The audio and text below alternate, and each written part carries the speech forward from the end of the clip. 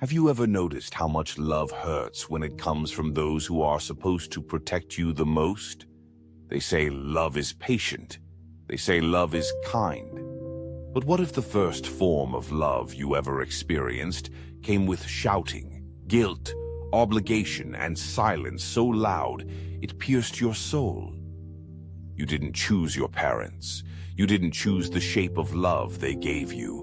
You didn't ask for a home where affection felt like a trade, where presence felt like pressure, where being a child felt like being a caretaker of adult emotions. But here you are, still carrying it. You think you've grown, moved on, moved out. But some nights, the way someone raises their voice still makes your chest tighten. A simple question like, "Where are you going?" can still sound like surveillance. And every time you feel the need to rest, there's a ghost whispering, "You're being lazy." The past doesn't live in photo albums. It lives in your nervous system. And often the deepest wounds are not the ones that scream, but the ones that were normalized. So let me ask you, what if that wasn't love? What if the pain you felt wasn't an accident, but a reflection of someone else's pain that never learned how to love? And what if you don't have to carry it anymore? They told you to respect your elders, but respect became silence. Respect became fear. Respect became not asking questions, not setting boundaries, not crying too loud, not speaking when spoken to. You learned to shrink yourself, to make room for their moods, to apologize for things that weren't your fault, to walk on eggshells and call it family. They told you, "We gave you everything," but they never realized giving birth is not the same as giving love. Maybe they did what they could. Maybe they didn't know better. But that doesn't mean you weren't hurt, and it doesn't mean you owe them your silence. Because here's the truth that takes years to admit. Being related by blood does not guarantee emotional safety. Let that sink in. You can love someone and still be deeply hurt by them. You can be grateful for your life and still question the way it was handed to you. They say love is unconditional, but in your house, love had conditions. You had to perform, achieve, obey, smile, endure.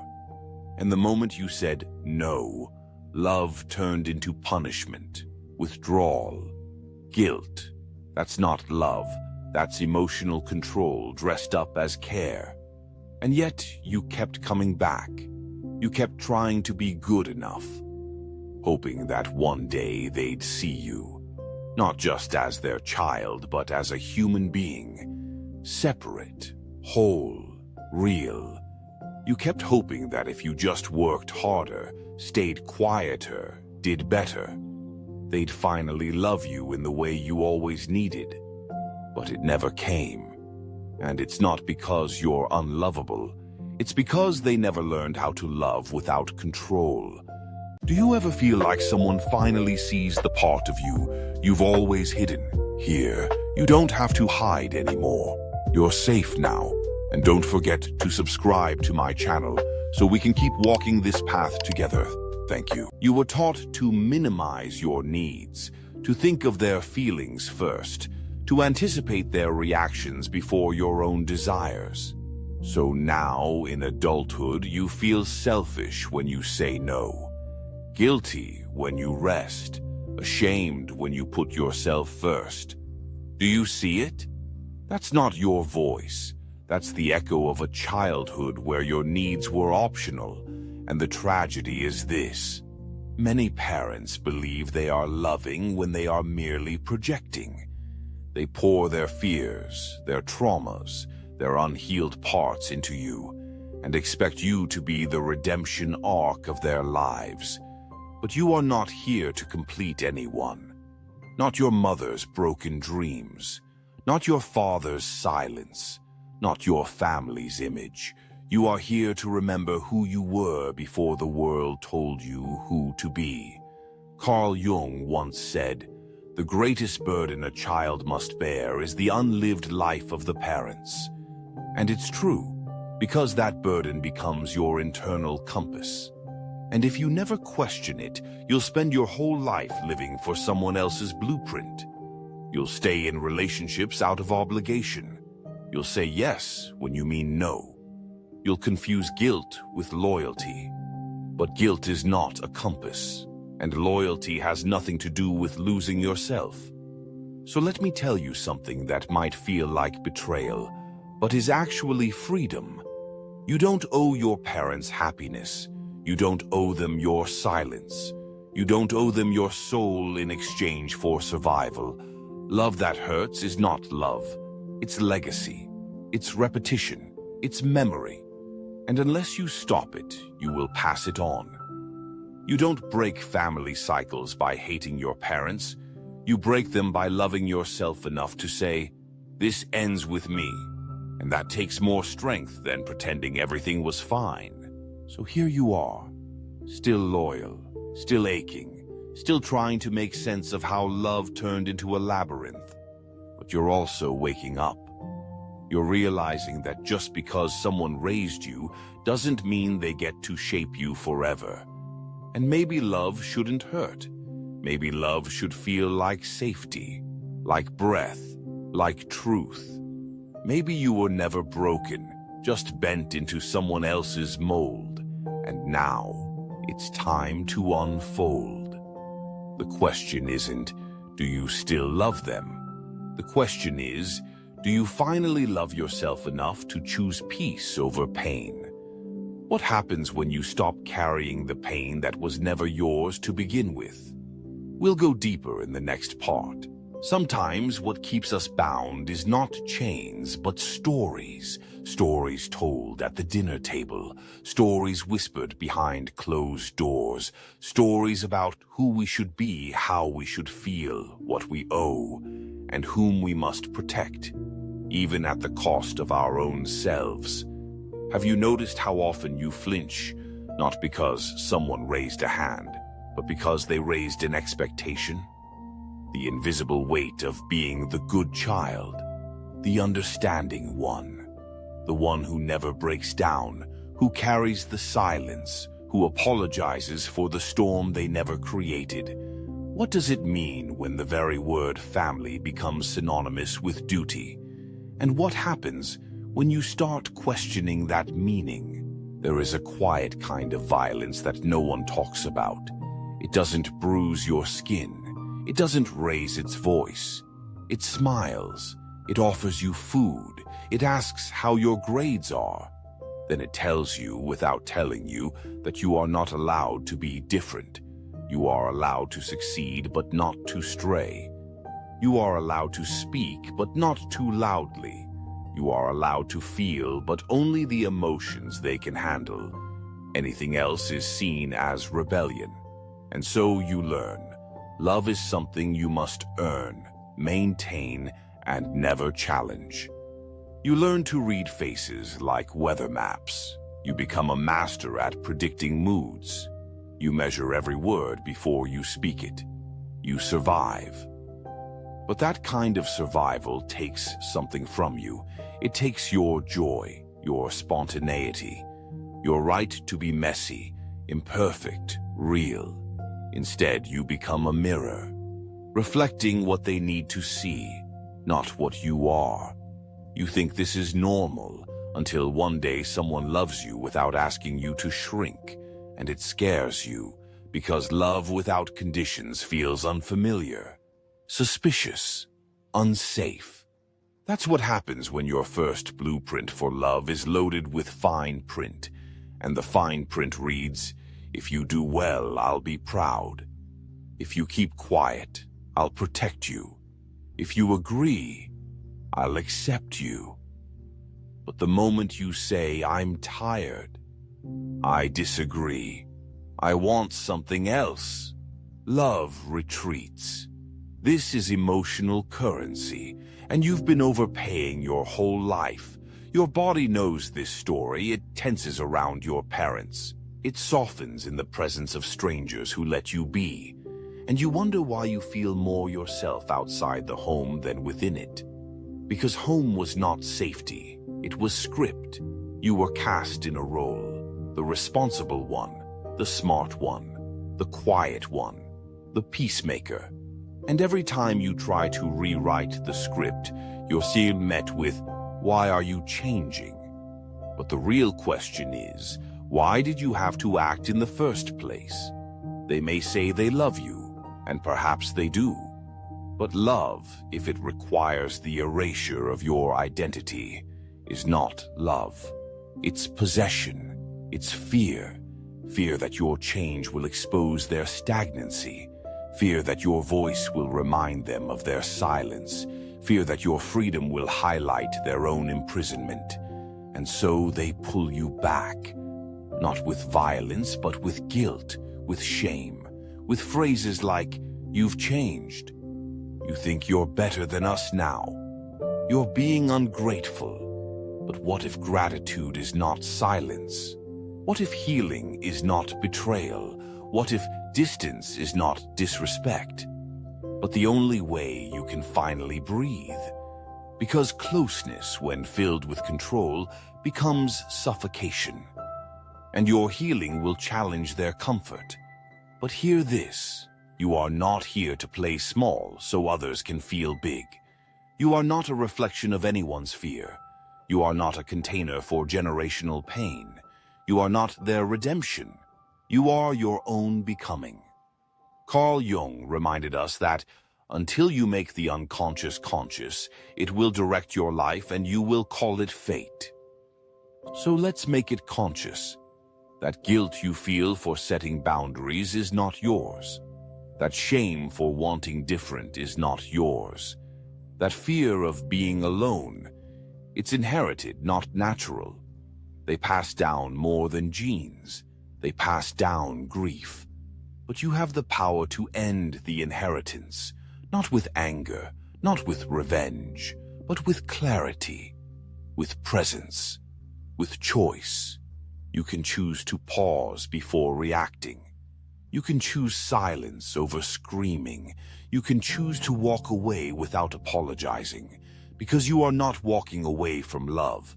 You are walking toward it. So if your hands shake when you say no, let them shake. If your voice cracks when you speak your truth, let it crack. If you feel lost when you finally choose yourself, let yourself be lost. That's how the map is redrawn. You are not disrespecting your roots. You are planting new ones. Love should not be a test, a performance, a sacrifice. Love should be a return to breath, to freedom, to self. And maybe the most radical thing you can do is love yourself enough to rewrite what family means. What happens when you stop asking for permission to be who you are?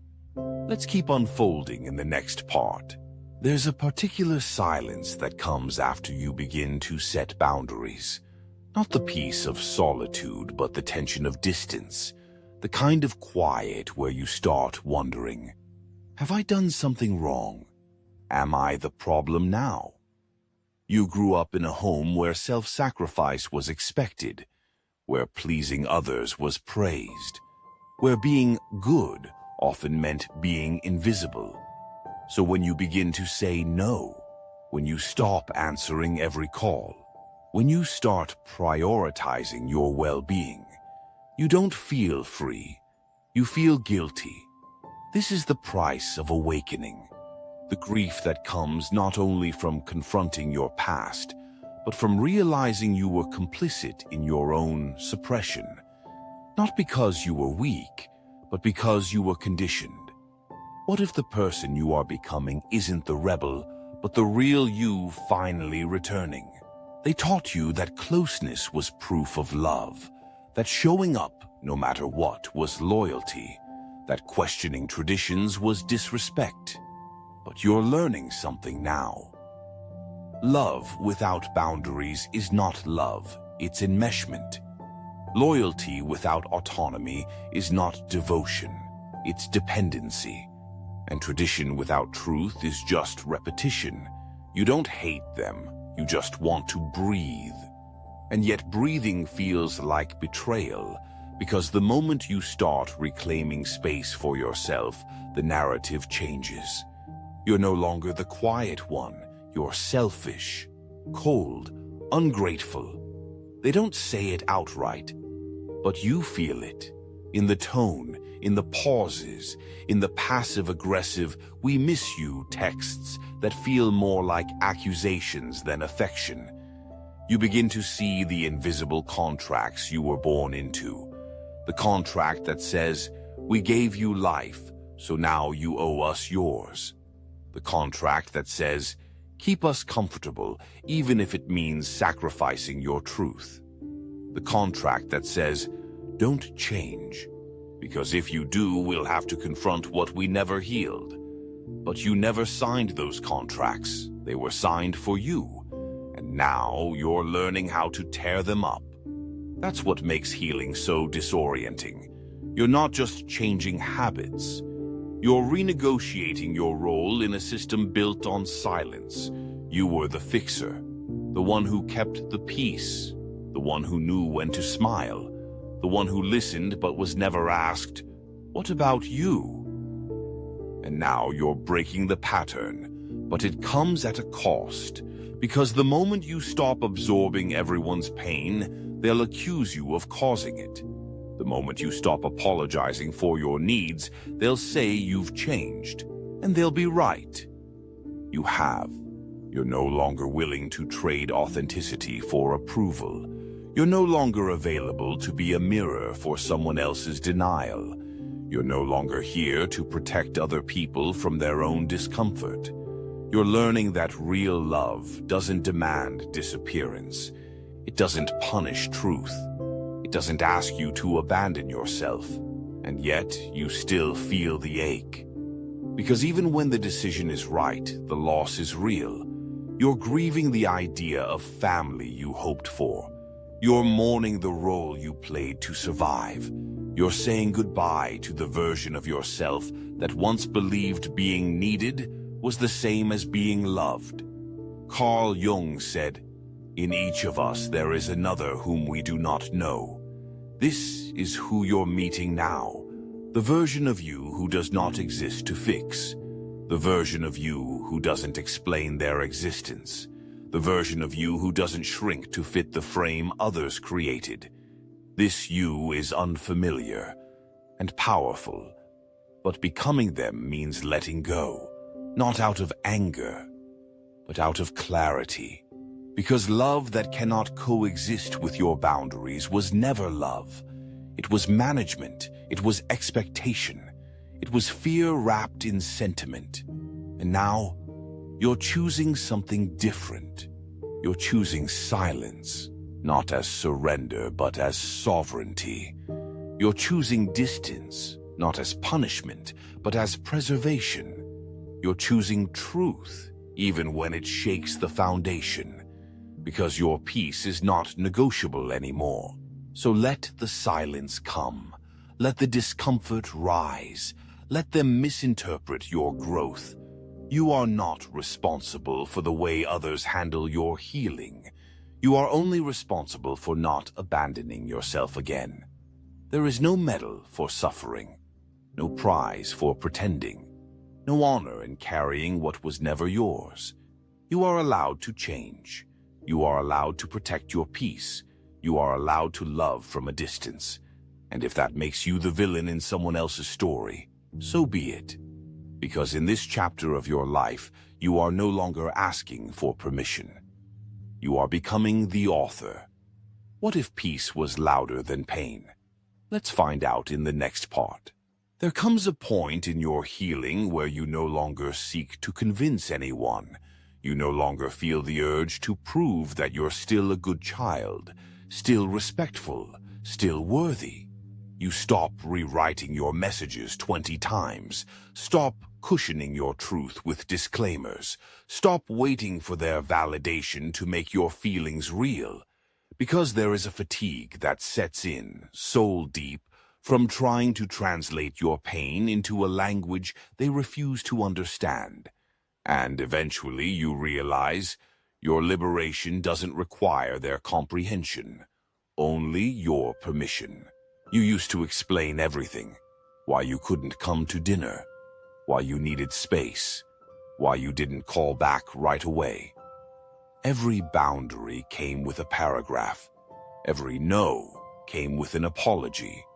Because deep down you feared becoming the very thing they accused you of. Cold, ungrateful, distant. You weren't distant. You were drowning.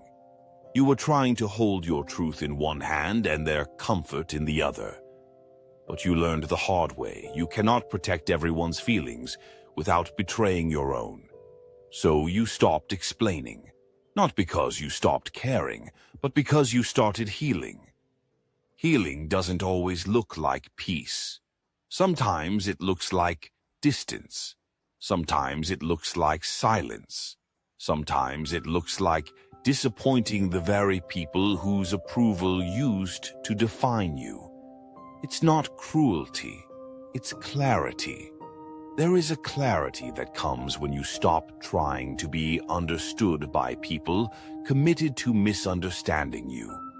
They see your growth as rebellion, your boundaries as punishment, your independence as arrogance. But they don't see the nights you cried, questioning everything. They don't see the shaking hands before you pressed send. They don't see the weight you carried for years, just to keep the illusion alive. They don't see you, and maybe they never did. You were the golden child, or the scapegoat, or the invisible one. A role cast long before you had language to question it. And now, by stepping out of that role, you're rewriting the script. But here's the thing no one tells you. When you change, the story changes, and people who benefited from the old narrative will fight to keep it. They will weaponize your healing, twist your words, rewrite the past. They'll say, "You're too sensitive. You remember it wrong. You're making a big deal out of nothing." But memory lives in the body, and your body never lied. It flinched, it froze, it learned how to anticipate moods, to sense danger in silence, to carry tension like armor. And now that you're unlearning it all, your body is speaking, not in words, but in relief, in breath, in rest. They may never understand, but your body does. This is what healing looks like when it's real. It's messy, lonely, often invisible. It means saying, "This was not okay," even if they say it wasn't that bad. It means saying, "I deserve better," even if they say, "You're being dramatic." It means choosing your peace, even if they choose distance. Carl Jung wrote, "We cannot change anything unless we accept it. Condemnation does not liberate, it oppresses." This is your acceptance, not of what happened, but of what must now be done. You are no longer shrinking for comfort, no longer contorting for approval, no longer betraying yourself for belonging. You are choosing truth over harmony, because harmony built on lies is just silence in disguise, and you deserve more than silence. So here you are, not angry, not bitter, just done. Done explaining your worth, done defending your boundaries, done pretending the pain didn't shape you. You are not the villain. You are the one who finally said, "Enough." And maybe that's the most loving thing you've ever done. Not just for yourself, but for the generations that come after. Because someone has to stop the cycle. Someone has to be the first to say, "This ends here." What if the truest love you ever give is the love you give yourself when no one else will? We'll step fully into that answer. Next, what if you stop waiting for an apology that may never come? What if healing is not a return to what was, but a bold step into what could be? You've spent years hoping they'd understand, that one day they'd wake up and see the weight you've been carrying. That one day their love would arrive clean, free from guilt, free from conditions, free from fear. But sometimes that day never comes, and when it doesn't, you are faced with a painful truth. Closure is not something you receive, it's something you create. You no longer flinch when your phone rings. You no longer wait for permission to feel. You no longer measure your worth by their comfort.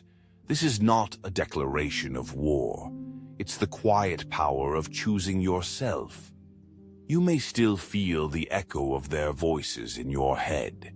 The subtle guilt, the "what will they think?" reflex. But something inside you has shifted. Where once you felt small, you now feel still.